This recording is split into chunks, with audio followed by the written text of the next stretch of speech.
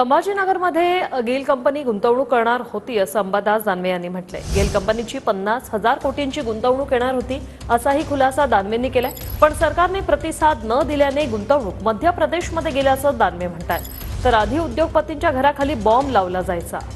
सरकारने उद्योजकांना सबसिडी दिली, गुंतवणूक महाराष्ट्रात येणार असं मुख्यमंत्र्यांनी प्रत्युत्तर दिलंय। आहे भारत सरकारची हिचं एक 50,000 कोटी रुपयाचं इन्व्हेस्टमेंटचं एक प्रपोजल होतं क्रॅकिंग युनिटचं।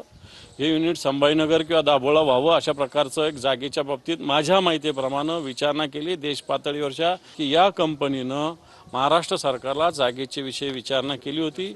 एखादा जर एवढी मोठी कंपनी एवढ्या इन्व्हेस्टमेंटसाठी जागेची विचारणा करत असेल तर राज्य सरकारची जबाबदारी होती या कंपनीशी कोऑर्डिनेशन करणं, संपर्क साधणं, त्यांना आग्रह करणं, त्यांना इन्फ्रास्ट्रक्चर उपलब्ध करून देणं। सरकारी कंपनी असताना या महाराष्ट्रात कशाला, कारण दिल्लीतलं सरकार महाराष्ट्रद्रोहीच आहे म्हणून यांनी मध्य प्रदेशला उद्योग तो नेला असावा असा आमचा आरोप आहे। खुलासा करा तुम्ही। पूर्वी लोक उद्योगपतीच्या खाली बॉम्ब लावायचे, पळून जायचे, आता ते नाही होत। आता होतं का?